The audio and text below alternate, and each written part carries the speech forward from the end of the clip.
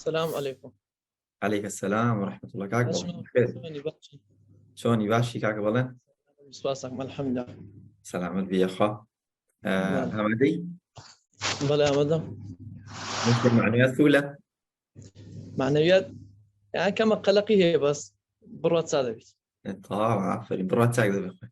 ايوه زور باشا كيف زي دخل نوي باشي كاك بلن. ما الحمد بيش وقته بس اللي بكين دخل نوي قرآن الحمد لله باش.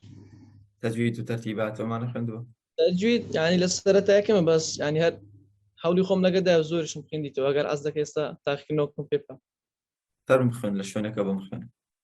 بله بسم الله الرحمن الرحيم. آية نوزة. أولم يروا إلى الطير فوقهم صافات ويقبضن ما يمسكهن إلا الرحمن إنه بكل شيء بصير. إيه دواتر. آتي بسم. أمن هذا الذي هو الجند لكم أمن هذا الذي هو الجند لكم ينصركم من دون الرحمن إن الكافرون إلا في غرور. أخير لك كاك بلن يعني إن شاء الله مدرن سركوتوبي. براي قولم إتر هوكا نينجا. بلى اللهم صل على محمد.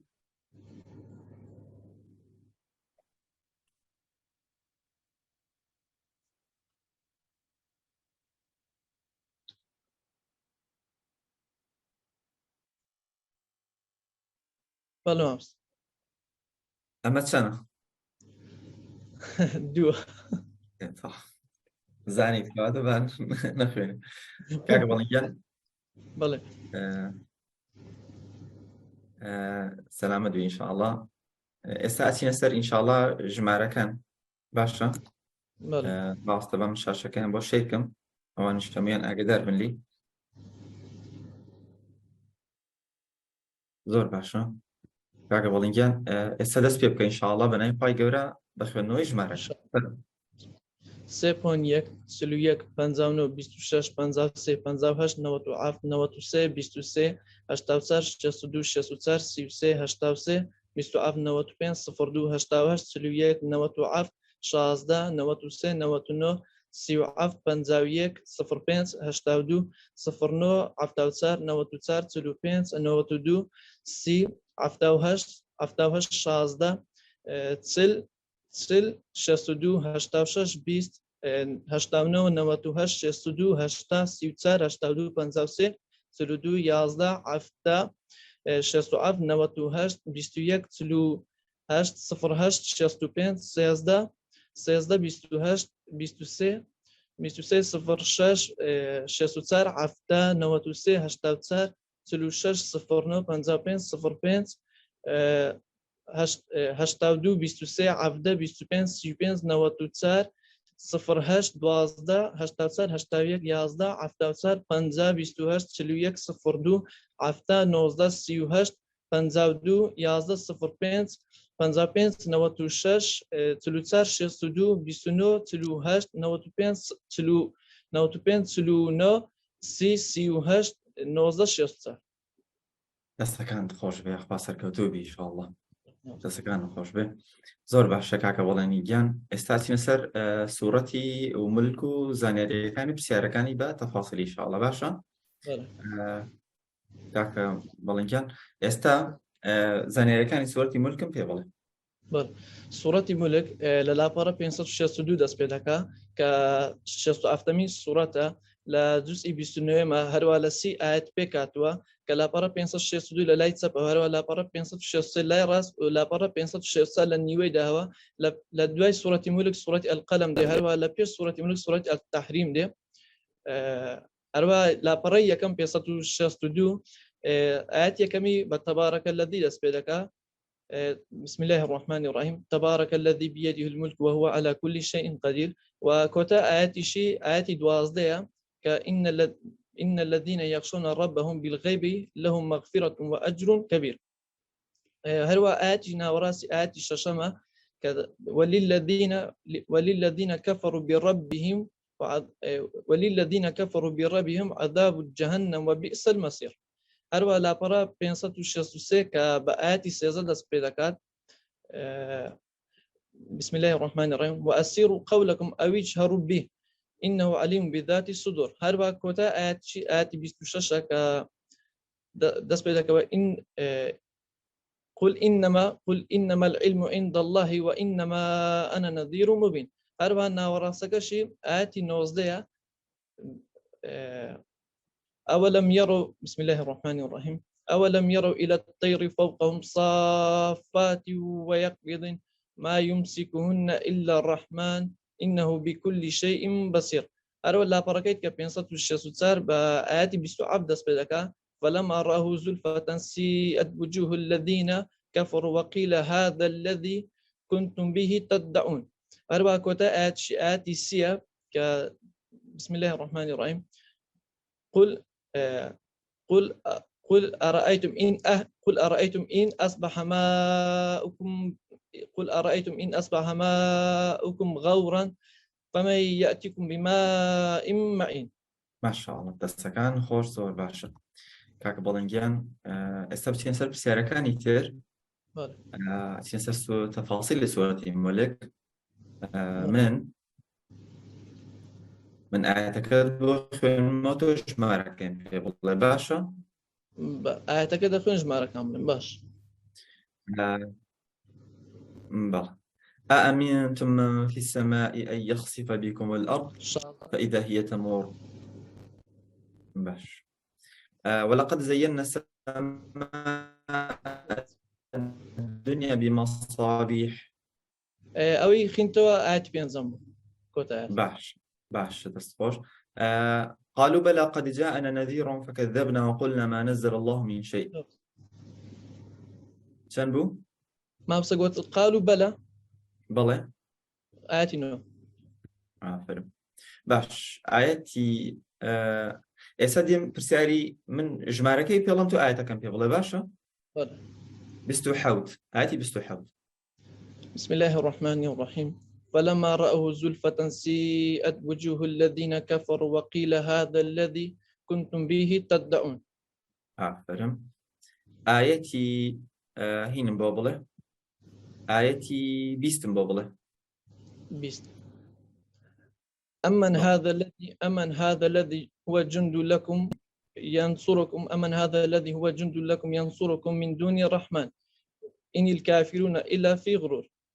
باش دەست خۆش آياتي ينظم بابله فاعترفوا بذنبهم فسحقا لأصحاب السعير. باش آياتي حوتم بابله إذا ألقوا فيها سمعوا لها شيقا وهي تفور.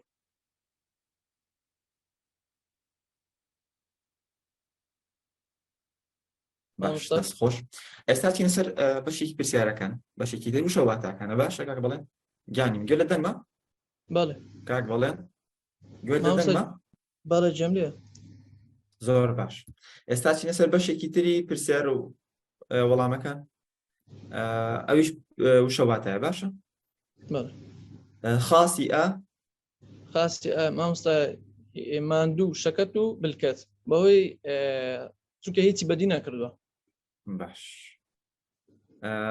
ذرأكم زۆری کردوون بماء معين ئاوێکی لەبەر ڕۆیشت و ئاسان يجير ڕزگاریان بکات نزيك نوتك زولفەتەن. باش ئافرم دەست خۆش ئێستا چینە سەر بەشی کۆتایی ئەویش ئاەتەکانم بە پێچەوانەوە بەڵام ژمارەکان بڵێ ئەم ژمارە ئەو بوو پێش ئەوەی هات باشە بەڵێ ینی دەرێ ئەو ئاەتەم نیش ئەوکانی پێشەوەی بڵێ بەڵێ ئافرم کاکە بەڵێنگیان بەڵێ ئاەتی أم أمنتم من في السماء أن يرسل عليكم حاصبا فستعلمون كيف النذير آياتكاني في شعور آيات قصده أأمنتم من في السماء أن يخسف بكم الأرض فإذا وهي تمور. آيات بعض هو الذي جعل لكم الأرض ذلولا فامشوا في مناكبها وكلوا من رزقه وإليه النشور. آيات سادة ألا يعلم من خلق وهو اللطيف الخبير. تمام. دەستەکان خۆش بێ یاخوا دەستەکان خۆش کاک بەڵێنگیان سلامت تاوانێکی حساب بکەیتەوە بەڵێ پیرۆزە بێ یاخوا سەرکەوتوبی ئینشاڵڵا زۆر جوان بووی زۆر باشووی بەڵێ. کاک بەڵێنگیان چۆن بوو بەگشتی ئەم شێوەی کە تاقی کردوتەوە بەم شێوەیە کە لەبەرکردنەوەت کرد بە قورئان چۆن بوو ئەزمونێکی چۆن بوو لایت ماسە بەو ڕێگەی ینی شتێکی نوێ هەیە ینی قەت فکرم لەوەی نەکرد بەم بتانم بەونەوە ئای لەبەر بکەم بە ژمارە ئاەت وە بزانم لاپەڕەت چەندە و یانیەوە بە وردەکاری زۆرەی قەت شتیوانە بە ئەوە یەکەم جارە بتانم سوورەت ئاەت جگە لەوانی کە لە مەکتەبی خوێندنەوەیان فێرکران ینی سوورەت ئیخلاصیان فاتحەیە بەس ئەویان ئێستا تقریبا دەزانم هەر هەمووی لە چێنەرەوە بزەبێت وچ بدێ ڕسمەکە لە پێش چاومە بڵێ ڕاستمێکە تۆ لە بەشی ئامادەی شوایە یا لە بەشێک شتێک نامامسا من هەر لە بەشی گروپە سەرچەکەیمە بەس ئەم تەلەبەی زانکۆیمە تەڵەبەی زانکۆیە ماشاءڵڵا خوا سەرکەوتوبی ئەم شێوازی لەبەرکردن ئەم چی پێ بەخشێ بۆ بەبیر هاتنەوەی زانیاریەکان ئایا زانیاریەکان بە جوانی بەبیر دێتەوە کێشەی لە بیرچوونەوە چارەسەرەکات مامۆستا ینی نەوەکی زۆر باشەکە بە تایبەتی فلاشکار ئەم زۆر جا پێشتری جێم لە فلاشکارتی بووە بەس بەکارم نینە بەس لەگەڵ ئەو سوورەتی کە ماناکان و هەروە تەفسیرەکەی بەکارمینە بەڕاستی لە ماوەکی کوردەتانی هەر هەمووی مراجع بکەوە خاصن ئەوە ئینشاءالله زۆر بەکەرکیشم دێ لە بۆ کولیەی زۆر بێت کاتێکی زۆریشی لە دیار ناکوژم هەرچەندان بەخۆم پێشتر هەندێک باشی بووم لە کولی بەس دائیمەن زۆربەی کاتەکان لەسەر خوێندنی ئەوە دەکرد ینی بەسەر دەبرد و برادرانیش جارە دەیانگو وەرە بچینە دەرێچکەم تەڵەبەی داخلیمە پیاسەی پێیان ئەمن نەدەچوم ینی هەر دەمخین بەس بەڕاستی زۆر پێوەماند و هیلاک دەبووم بەس ئێستا کە ینی ئەو خەیاڵکردن و لاشکارد و یان نەخشەی زین ئەوشتانە زۆر باشە ئینشاءالله گەر ئەو سەر بچمەوە کولەی مەرحەلە سێ زۆر باشم لە دەرسەکان هەرچەند دەرێ مەرحەلە سێ زۆر گرانە بەس ئینشاءالله زۆر باسان تێی دەپەڕێنە گەورە سەرکەوتوو بکە ئینشاءالله هەموو شتێکی قورس ڕێگەکەی بزانی هەڵدانی بۆ بکەی دێت دەست و ئاسانە بێتەوە ئینشاءالله یاخۆ دەستەکاندا خۆش مامۆستا لەوە کۆرسەی بەڕاستی سەرکەوتوو بێخۆ کاک بەڵێنگیان زۆر باش کاک بەڵێنگیان ئەم شتە لای تۆ ئایا کەسێک توانێت هەموو کەسێک توانێت بەڕاهێنان بەدەستی بێنێت ئەم چۆنە بۆ بەدەستێنان ئەتوانی هەموو کەسێ ئەم بەڕاهێنانکردن و ڕێگاکە بزانێت ئاوای لێ بێت ئەوی ڕێگاکەی بزانی وە ڕاهێنانیش لەسەر بکە بەڕاستیانی زۆر بە پێش دەکەی هەرچەندە بخۆم هەندێک کەم تەرخەمی پێ لە ڕاهێنانەکان ینی هەموو ڕۆژێ ڕاهێنانەکانم بە تەواوەتی ئەنجام نەدەێت بەس بەشێکی باشم ئەنجامدایە ینی هەرچەندە کەم تەرخیم کرد ئەلحەمدولێ کە ئێستاکە باشتریشمە جات ئەوەی بگات هەر هەمووی جێبەجێ بکە بە دەردی خۆتان دەریلانی مێشتی بتاقتەوە تەقینە یاخوا سەرکەوتوو بێ ئینشاءالله خۆشبەختی کاک بەڵێنگیان خۆشحاڵم کە لە پێشبڕکەکەی شەبەشداری کرد ئەستێکی جوان هەبوو زۆر سپاس ڕێزیان خوا لەگەڵ بێ